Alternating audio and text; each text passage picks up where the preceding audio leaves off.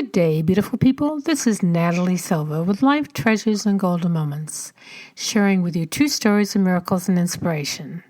How you doing today? Welcome back. It's always good to be with you. And today I have a story that was authored by Zig Ziglar, and it's a story about life, and it's called, Do You Know Who His Daddy Is? In his beautiful book, Rising Above the Crowd, Ryan Hopper tells the story of Ben Hooper. When Ben Hooper was born many years ago in the foothills of eastern Tennessee, little boys and girls like Ben who were born to unwed mothers were ostracized and treated terribly. By the time he was 3 years old, the other children would scarcely play with him. Parents were saying idiotic things like, "What's a boy like that doing playing with our children?" as if the child had anything at all to do with his own birth. Saturday was the toughest day of all. Ben's mom would take him down to the little general store to buy their supplies for the week, and invariably the other parents in the store would make caustic remarks just loudly enough for both mother and child to hear comments like, "Did you ever figure out who his daddy is?" What a tough childhood.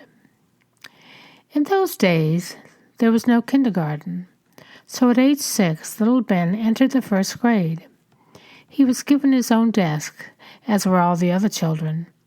At recess, he stayed at that little desk and studied because none of the other children would play with him.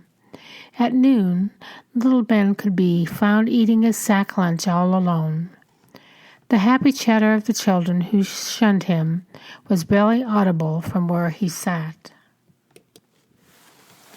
It was a big event when anything changed in the foothills of East Tennessee, and when little Ben was 12 years old, a new preacher came to pastor the church in Ben's town.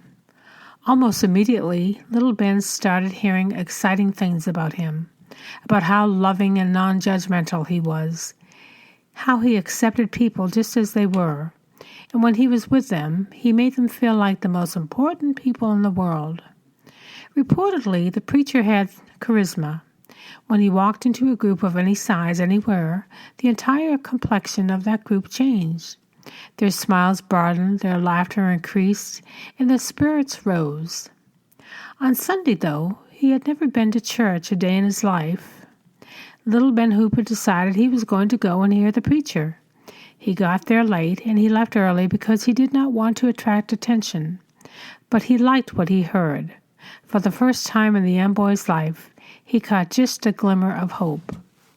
Ben was back in church the next Sunday, and the next and the next. He always got there late and always left early, but his hope was building each Sunday. On about the 6th or 7th Sunday, the message was so moving and exciting that Ben became absolutely enthralled with it. It was almost as if there was a sign behind the preacher's head that read, "For you, little Ben Hooper. Of unknown parentage, there is hope." Ben got so wrapped up in the message he forgot about the time, and he didn't notice that a number of people had come in after he had taken his seat. Suddenly, the services were over. Ben very quickly stood up to leave, as he had in all those past Sundays. But the aisles were clogged with people, and he could not run out. As he was working his way through the crowd, he felt a hand on his shoulder. He turned around and looked up right into the eyes of the young preacher, who asked him a question that had been on the mind of every person there for the last 12 years. "Whose boy are you?" Instantly, the church grew deathly quiet. Slowly, a smile started to spread across the face of the young preacher until it broke into a huge grin. And he exclaimed, "Oh, I know whose boy you are. Why, the family resemblance is unmistakable. You are a child of God." And with that, the young preacher swatted him across the rear and said, "That's quite a heritage you've got there, boy. Now go and see to it that you live up to it." Another beautiful story, a food for thought, that we are kind and loving to everyone every day. This is Natalie Silva with Life Treasures and Golden Moments. Until next time, take care, have a beautiful week, and God bless.